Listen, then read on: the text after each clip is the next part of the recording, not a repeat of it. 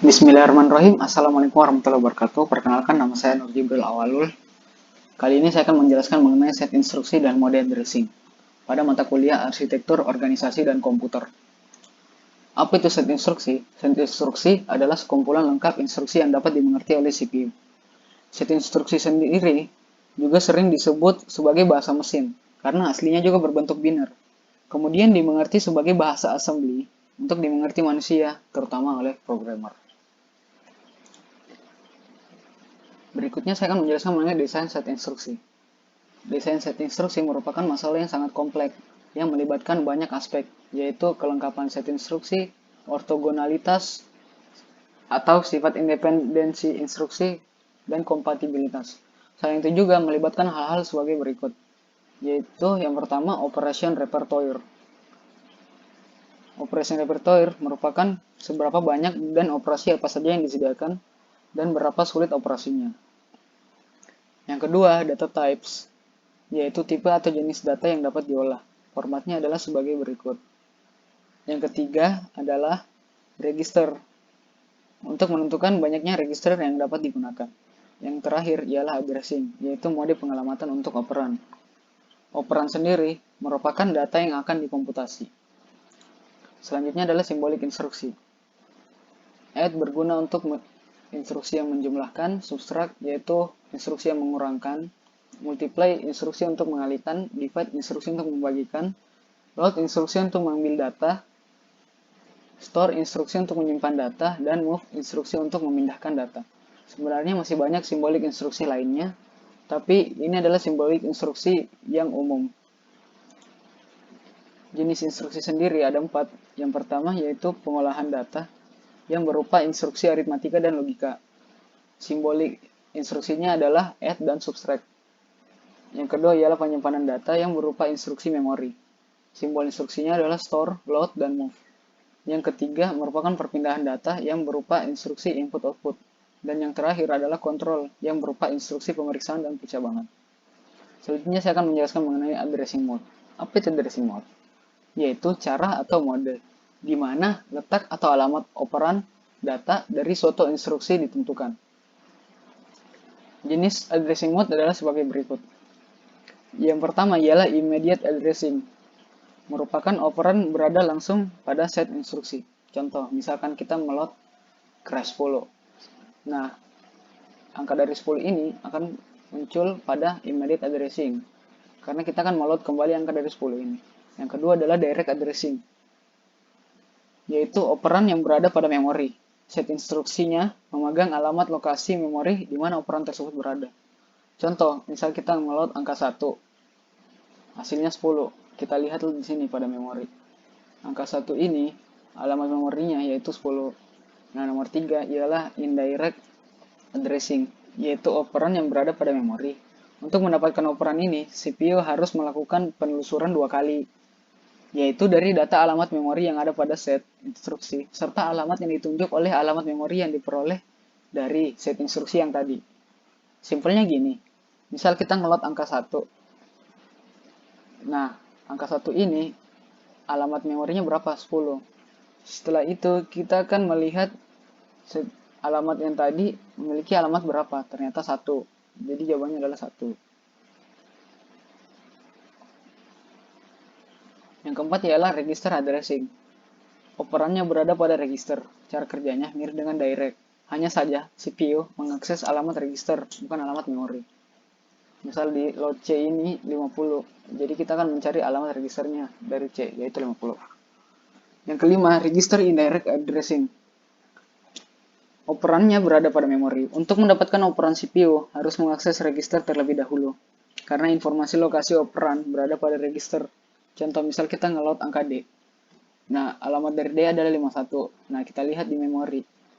Kita lihat di memori alamat dari 51 adalah 7. Nomor 6, displacement addressing. Operannya berada pada memori. Cara kerjanya merupakan gabungan dari teknik direct dan register indirect. Misal kita ngeload angka D. Nah, D itu berapa? 51. Nah, 51 ini dikurangi dengan 1. Berarti 50. Nah, lihat di memori, alamat dari 50 itu berapa? 3. Jadi hasilnya 3. Nomor 7 ini nggak ada contohnya, tapi akan saya jelaskan.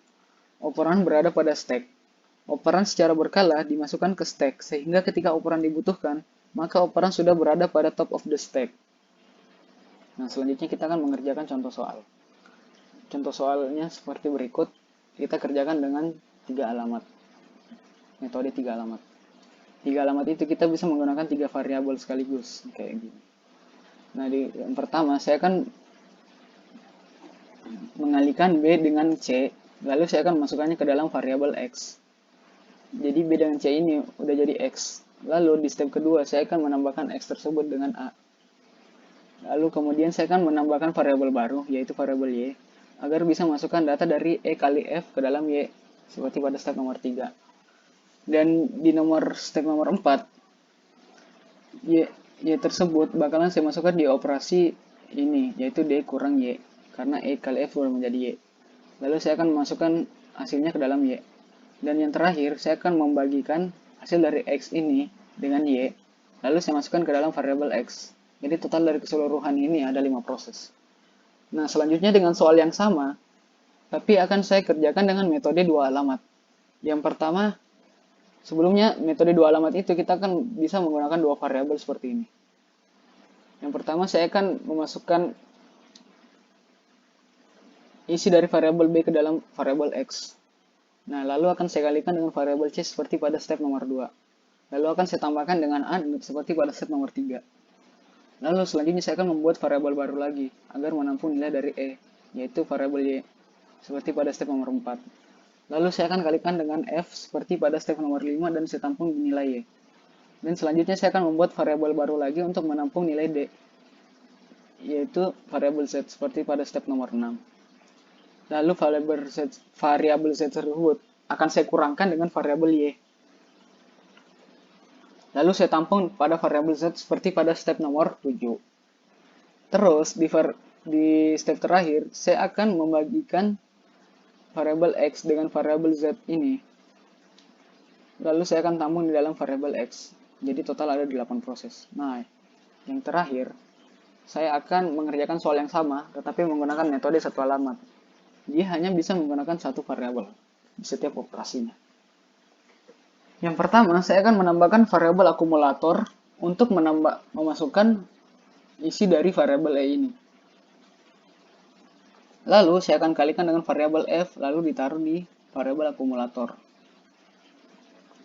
Terus, di step nomor 3, variabel akumulator tersebut akan saya tampung pada X.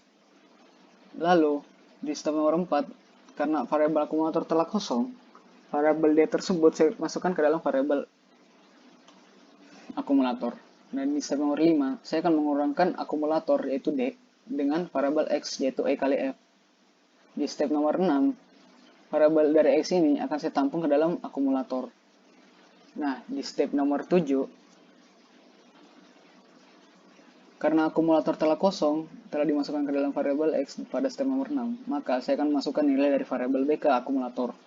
Lalu akan saya kalikan dengan C seperti pada step nomor 8. Kemudian saya tambahkan dengan A, seperti pada step nomor 9. Lalu, karena ini telah jadi variabel AC, maka saya akan bagi dengan variabel X. Lalu saya tampung di AC, seperti pada variabel nomor 10. Setelah itu, variabel dari keseluruhan ini, AC ini, akan saya setor ke dalam variabel X, seperti pada step nomor 11. Jadi total keseluruhannya ada 11 proses. Nah, ini merupakan contoh soal yang terakhir.